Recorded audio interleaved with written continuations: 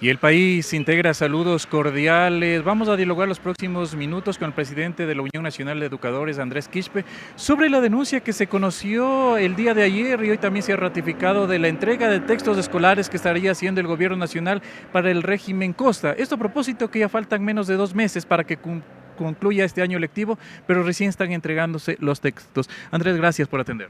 Gracias, muchas gracias. Bueno, está claro que tenemos un gobierno que odia la salud pública, la educación pública. A 2 meses de finalizar el año lectivo, a partir del mes de noviembre están entregando los textos escolares.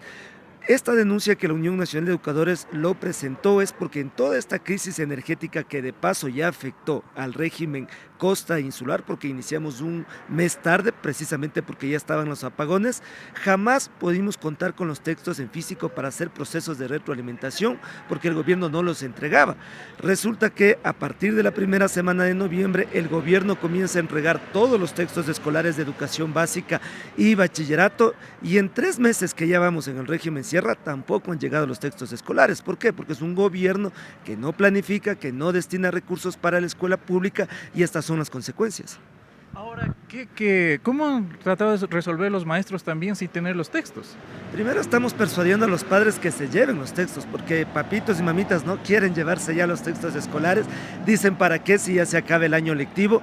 Segundo, les estamos persuadiendo que la crisis energética, según varios expertos, van a llegar hasta el mes de abril, por lo cual los textos escolares van a servir en las casas, instrumentos de enseñanza que debieron haber estado entre el mes de abril o mayo del año en curso, por lo cual los textos escolares, los docentes le estamos dando el valor, pero eso no implica que dejemos de denunciar cómo el gobierno maltrata a nuestros niños, niñas y estudiantes en el hecho de, primero, no entregar los textos a tiempo; segundo, no invertir en infraestructura escolar; tercero, falta de profesores; y ahora se suma este tema de que los textos comienzan a embodegarse en los planteles educativos, y estamos haciendo un llamado a los padres y a las madres que vengan a retirarlos.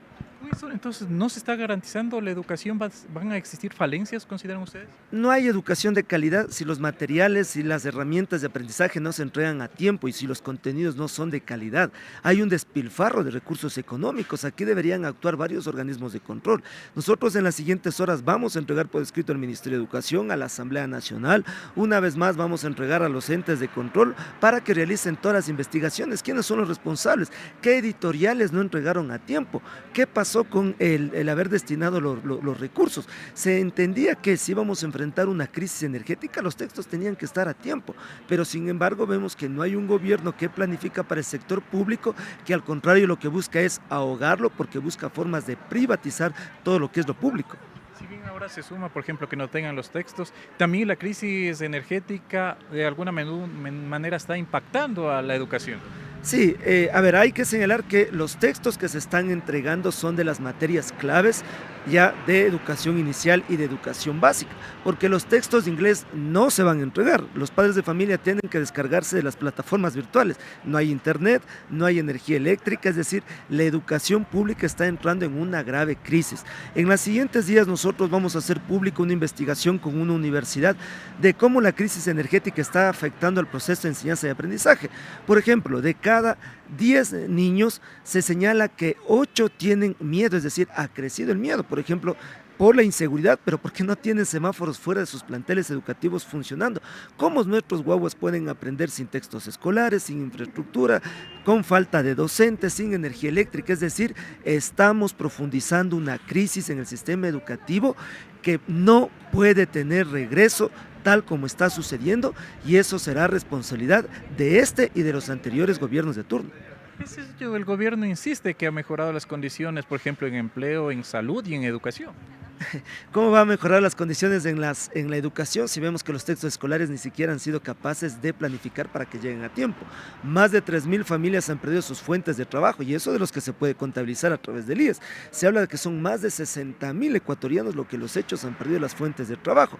Ese hecho de que papá y mamá pierdan su fuente de trabajo afecta a la salud mental de nuestros estudiantes. Es decir, aquí no hay educación de calidad ni de calidez, y por eso es que no nos vamos a quedar solo en la denuncia pública. Vamos a presentar en las siguientes horas la denuncia a los respectivos organismos. La Asamblea misma ahorita debería estar fiscalizando tanto a las editoriales, tanto al Ministerio de Educación. ¿Por qué?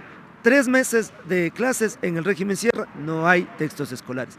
A 2 meses de finalizar el año lectivo en la región costa llegan los textos escolares. Es decir, lo mismo va a pasar en el régimen sierra, mientras el Ecuador sí paga a tiempo a las grandes editoriales para que los hagan, ellos entregan tarde en complicidad con el gobierno. Esto no puede seguir pasando porque hay un maltrato a nuestra niñez y a la escuela pública como tal. Por lo final, el presidente de la UNE, ¿ha habido ustedes también procesos de fiscalización que han solicitado precisamente a la Asamblea Nacional? Se lo ha hecho a la Contraloría en otros temas. ¿Han tenido respuesta? ¿Ha habido alguna novedad? Bueno, los dos organismos nos solicitaron que adjuntemos documentación. Hemos adjuntado esa documentación respectiva.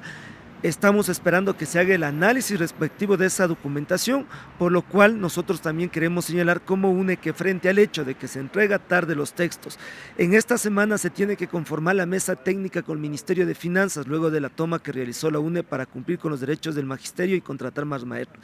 Si no se está en esa mesa técnica y los organismos de control no dan una respuesta, la Unión Nacional de Educadores en los próximos días estará anunciando nuevas jornadas de movilización porque la realidad expresa que no se está atendiendo a la salud, a la educación y al trabajo.